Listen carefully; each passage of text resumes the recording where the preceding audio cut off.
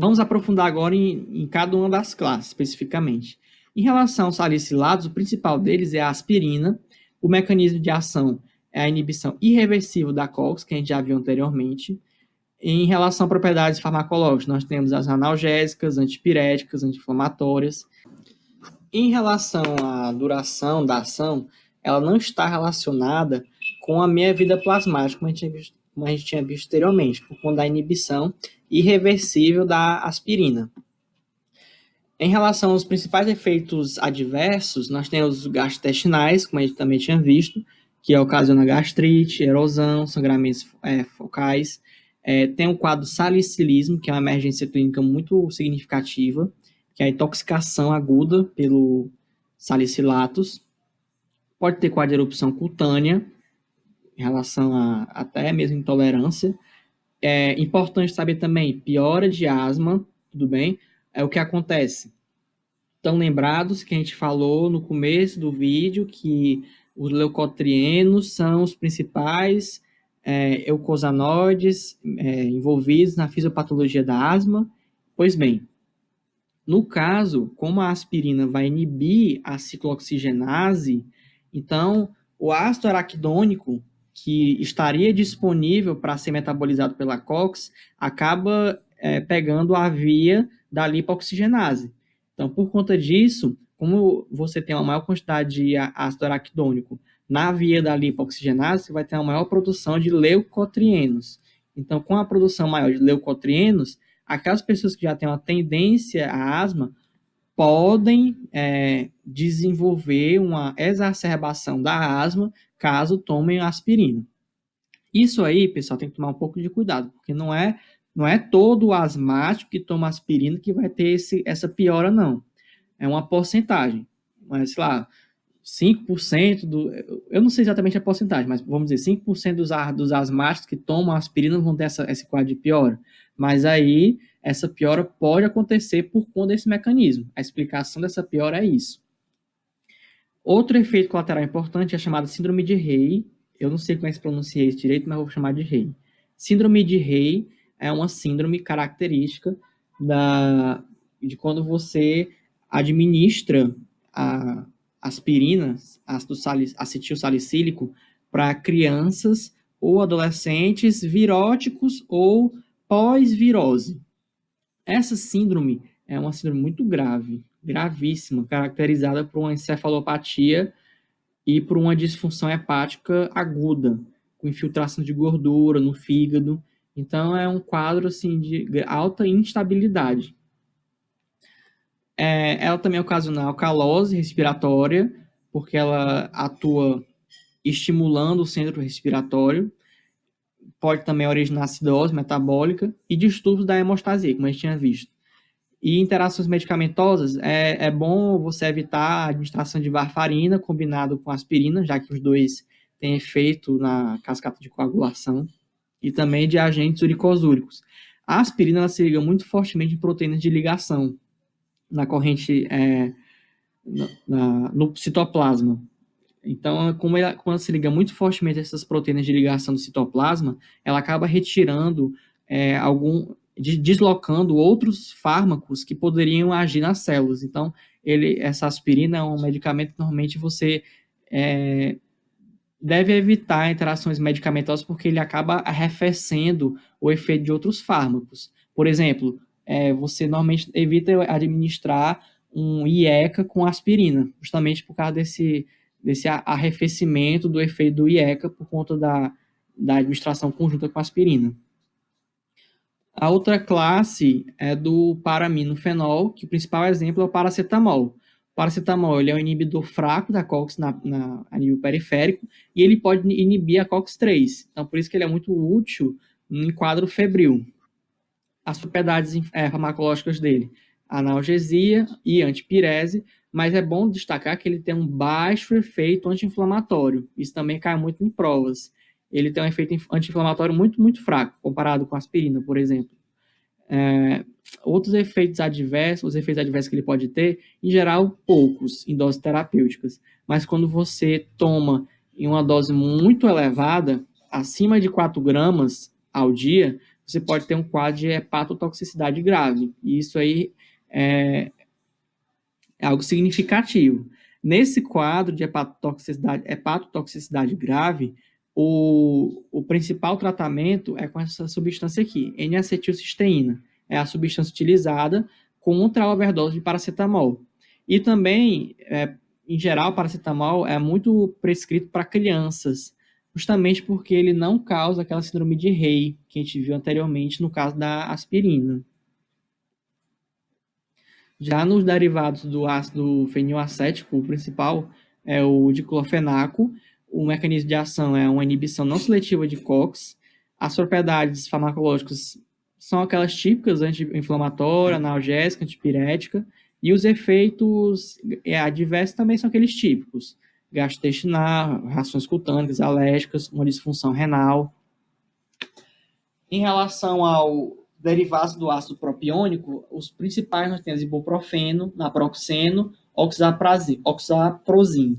Eles têm um mecanismo de ação da inibição não seletiva de COX, as propriedades farmacológicas anti-inflamatório, dando destaque ao naproxeno, que é muito importante nesse quadro, analgésicos e antipiréticos.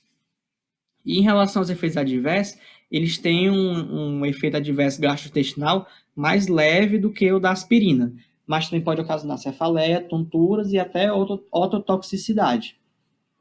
Em relação a ácidos enólicos, tu tens o piroxicam, meloxicam, tenoxicam, e eles, nessa classe, em geral, eles têm uma inibição não seletiva pela COX. Agora, o meloxicam, que a gente tinha visto anteriormente, ele possui uma inibição preferencial mais acentuada para a COX-2. As propriedades farmacológicas, analgesia, antipirese, anti-inflamatório, e o piroxicam em altas doses, ele pode também, é uma peculiaridade dele, ele pode inibir a migração leucocitária, pode reduzir a produção de radicais de oxigênio e inibir a função linfocitária. Isso é algo que é atípico dos AINES. E em efeitos adversos, os gastrointestinais. E o meloxicam, ele geralmente tem poucos efeitos indesejados. O derivado da pirazolona, o principal é a dipirona, que é muito utilizado no Brasil. Mecanismo de ação, tem uma inibição não seletiva de COX, ele vai ter uma ação analgésica, inflamatória, mas alguns cientistas acreditam que ele tem essa questão da anemia aplásica, leucopenia, granulocitose. Isso o professor deve ter falado bem durante a aula dele, daquele embate entre os cientistas. Não é algo muito bem determinado, não. Tem pesquisas e pesquisas, tem alguns que têm viés, outros não, em relação a essa questão. Outros áreas importantes, nós temos a nabumetona, que é mais seletiva para COX-2, em relação a efeitos adversos, cefaleia, reações cutâneas, tonturas, prurido. Ela tem poucos efeitos gastrointestinais. E uma outra muito importante também, que vocês não podem esquecer, é essa aqui, nimesulida. A nimesulida, ela é normalmente mais seletiva para COX-2. E o principal destaque que ela ganha é pelo fato de poder ser usada em pacientes alérgicos à aspirina. Então, se o teu paciente é alérgico à aspirina, passe nimesulida que resolve o caso.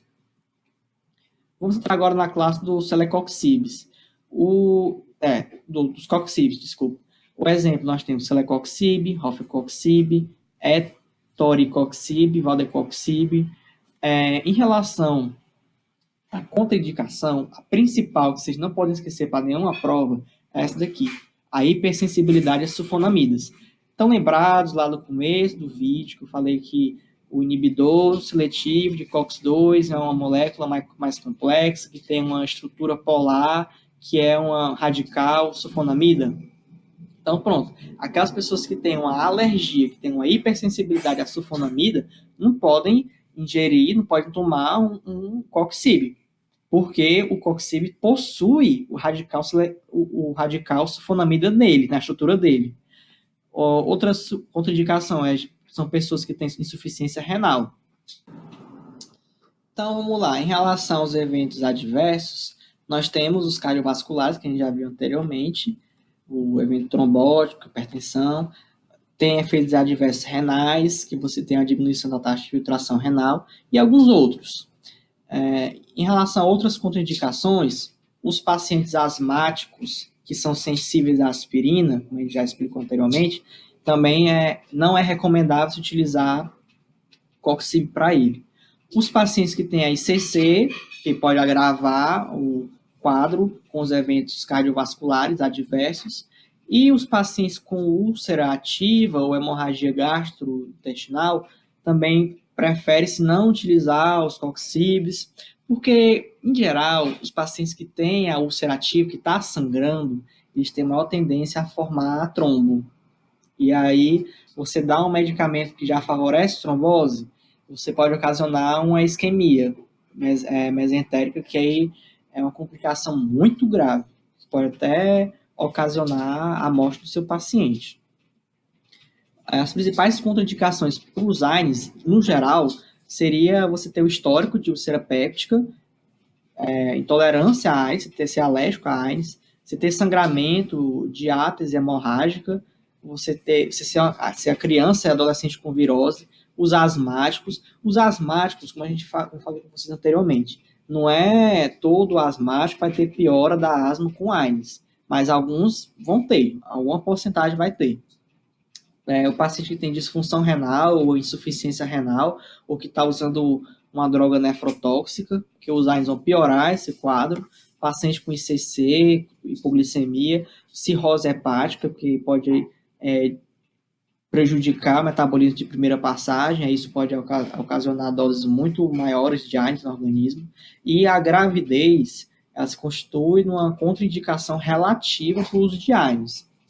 O que acontece na grávida? Na grávida, principalmente no final da gestação, o uso de AINES está muito associado com a obstrução do ducto arterial.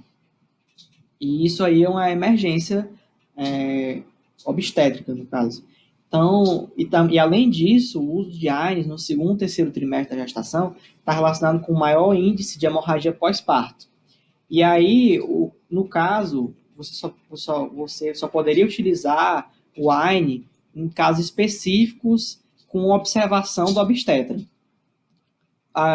Os inibidores específicos da COX-2, eles no passado eram utilizados como agentes tocolíticos, agentes que procrastinavam, prolongavam o trabalho de parto, porque no trabalho de parto, a COX-2 ela era mais expressiva na produção de prostaglandinas que auxiliavam as contrações do trabalho de parto. E então a inibição dessa ciclooxigenase 2, que auxiliava o trabalho de parto, ajudava a prolongar esse trabalho de parto e evitava o trabalho de parto prematuro. Só que aí eles perceberam que tinha essa questão do canal arterial que poderia ser obstruído com o uso de AINES, inclusive com esses AINES que eram utilizados como agentes tocolíticos. Então, atualmente, você pode utilizar um anti-inflamatório, só que no máximo por 48 horas, e isso com supervisão por meio de ultrassonografia, para ver se o canal arterial realmente está com tendência a fechar ou não. Porque se ele estiver obstruindo, você tem que parar o AINE na hora. Pronto. Agora, finalmente, terminamos os AINES. Vamos entrar agora nos corticosteroides.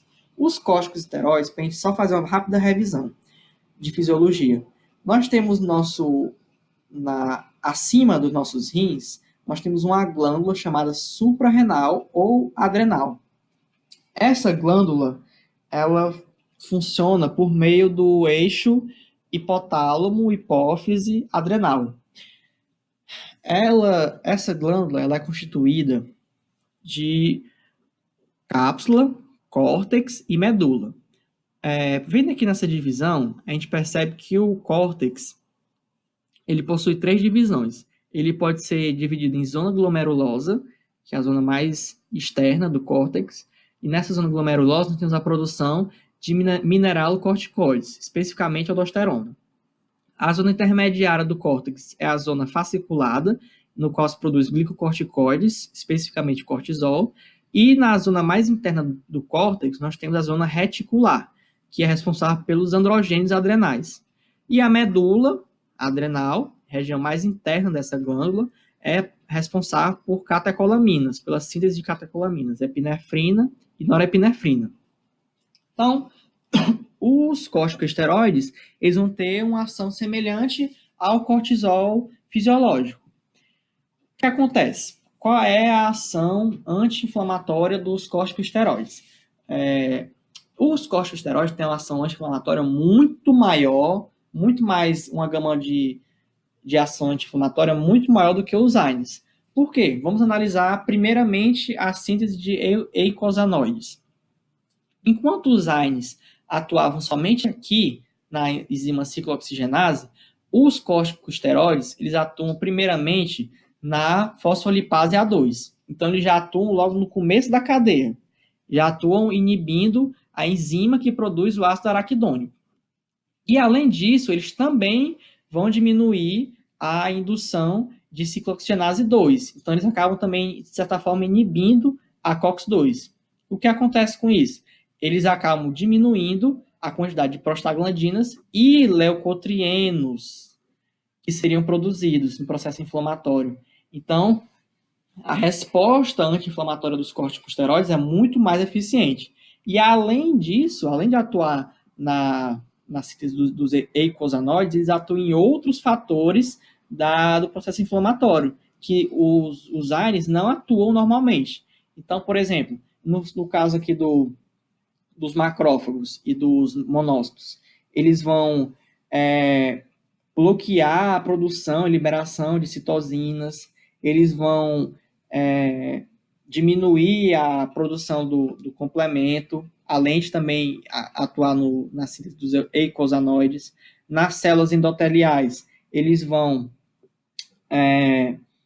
diminuir a produção de ELAN1 e ICAN1, que esses ELAN1 e ICAN1 são proteínas que ajudam na localização dos leucócitos, são proteínas que atuam naquele processo lá que a gente estudou no S3, que é quando o leucócito está no vaso sanguíneo, aí faz o rolamento e depois faz a penetração pelo endotélio para poder passar para o espaço extravascular. Então, eles vão atuar nessas proteínas que ajudam no rolamento, nessa questão da penetração do leucocitária. Então, eles vão inibir essa ação dos leucócitos por meio dessas células, por meio dessas proteínas da célula endotelial. Dos basófilos, eles acabam inibindo a liberação de histamina e também por consequente, a liberação de IgE. Nos fibroblastos, eles vão atuar suprimindo a síntese de DNA, que seria induzida pelo fator de crescimento e a proliferação de fibroblastos. Então, eles diminuem a quantidade de fibroblastos que formaria a fibrose. E no caso dos linfócitos também, ele vai atuar na redução da quantidade de citosinas. Então, ele tem uma gama de efeito anti-inflamatório muito maior do que os AINES, como a gente tinha visto anteriormente. Agora, quais são outras ações farmacológicas deles? Nós temos, em relação aos carboidratos, você vai ter um aumento da gliconeogênese, um aumento da glicogênese, e por conta disso, você vai ter uma menor utilização de glicose na periferia. Por conta disso, as proteínas, nós vamos ter um aumento da proteólise e de lipólise, porque vão servir de substrato à gliconeogênese. O metabolismo dos lipídios, nós vamos ter uma redistribuição de gordura corporal. Vocês estão lembrados que a gente fez uma atividade no S2 de vocês, ano passado, que aí eu também era monitor no caso de bioquímica. E aí a gente fez até uma discussão de caso clínico de síndrome de Cushing. Então, pessoal, a síndrome de Cushing, nós vamos ter uma maior redistribuição de gordura corporal. Vai ter um aumento do tecido adiposo na região dorsal do pescoço, que é a chamada giba de búfalo, na face, que é a chamada face de lua cheia, e também na área supraclavicular. E você vai ter, nesse sentido também, uma perda de gordura nos membros. E, além disso, vai ter também um acúmulo de gordura na região central. Em relação a equilíbrio hidroeletrolítico, isso aí é mais em relação a mineralocorticoides, a aldosterona. Mas a aldosterona, ela proporciona uma maior reabsorção do sódio no túbulo contorcido distal e nos ductos coletores, e também uma maior excreção de potássio e H+. No sistema cardiovascular, tu tens o surgimento de hipertensão arterial, fibrose cardíaca, e o músculo esquelético vai ter principalmente miopatia. Muito provavelmente por conta da diminuição de potássio e também por conta da proteólise. Isso aqui, pessoal, os tipos de corticosteroides, essa divisão entre o menos potente até o mais potente é o que mais cai nas provas. Então, normalmente o professor gosta sempre de cobrar uma lista de alguns corticosteroides, ele pergunta qual desses aqui é o mais potente. Então, essa aqui é a ordem. A cortisona, cortisol, prednisona, triancinolona e a dexametasona, que é o mais forte de todos.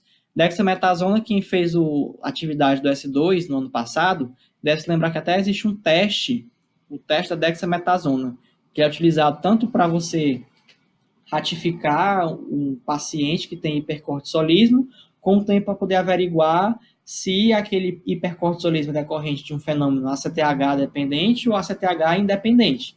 Isso aí vocês vão ver mais aprofundadamente no S5, próximo semestre.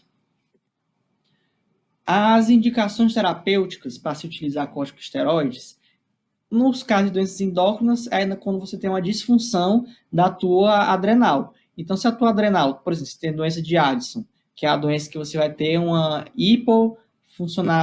hipofuncionamento da sua adrenal. Então, você tem que substituir aquele cortisol que você não está produzindo fisiologicamente por um corticosteroide, pelo uso externo. Nas causas não endócrinas, são várias, porque os corticosteroides, pelo efeito dele, tanto anti-inflamatório, mas também no sistema imune, como a gente viu, que ele atua em várias células do sistema imune, ele é utilizado em várias doenças, principalmente de cunho autoimune. Por exemplo, a sarcoidose, até mesmo o transplante de órgãos, para você evitar rejeição, em lesões da medula espinhal, são vários tipos de doenças que podem ser utilizados. Na asma, que vocês até estudaram que normalmente quando você coloca o corticosteroide combinado com o beta-2, você acaba aumentando a eficiência do beta-2 no tratamento da asma. Só que, obviamente, nem tudo nos corticosteroides são perfeição. Então, os corticosteroides, eles são muito eficientes, bastante eficientes no controle da inflamação, mas eles têm efeitos adversos muito danosos que a gente não pode passar para o nosso paciente um tratamento muito prolongado de corticosteroides. E caso você passe esse tipo de tratamento, você sempre tem que ficar supervisionando seu paciente para poder averiguar o quanto ele está sendo agravado pelos efeitos adversos desse medicamento. Então, esse medicamento ele é conhecido por provocar osteonecrose ou osteoporose, a miopatia, alterações metabólicas como hipertensão, diabetes. Ele pode causar respostas imunes. Então, por exemplo, um paciente que tinha uma tuberculose prévia e que estava silenciada, entre aspas, vamos dizer assim, né, que não estava exacerbada. Quando você coloca ele em corticoterapia, o sistema imune dele vai baixar. Então, a tuberculose que estava lá silenciada pode exacerbar. Você pode ter alterações comportamentais, pode ter paciente que usa por muito tempo corticosteroide, pode desenvolver depressão. E você tem também, no caso de crianças, um déficit de crescimento. Essa aqui é a principal causa de criança indo... Quando uma criança vai para o endocrinologista para saber se ele tem uma disfunção no crescimento, a primeira coisa que o endócrino tem que perguntar é se a criança está utilizando algum medicamento que tenha o corticosteroide, porque nem sempre a mãe sabe, a mãe ou o pai. Por exemplo, você acha que o corticosteroide não tem algumas pomadas. Geralmente o pessoal acha que geralmente passa pomada na pele, a mãe passa pomada na pele do filho e acha que aquilo ali não é corticóide. Quando vai ver na fórmula daquela pomada, entre aspas, que ela acha que seja uma pomada, tem lá corticóide. E aí a criança utilizou corticóide por muito tempo e nem sabia. Então essas são as principais, a principal causa, né, de um problema do crescimento. E todos esses sintomas aí fazem parte do que a gente chama de síndrome de Cushing. A principal causa de síndrome de Cushing, que vocês têm que saber a diferença entre síndrome de Cushing e doença de Cushing. Vocês já viram isso no S2 comigo, lá na monitoria de bioquímica. Doença de Cushing tem a ver com adenoma hipofisário. E isso aí vai originar um quadro de síndrome de Cushing.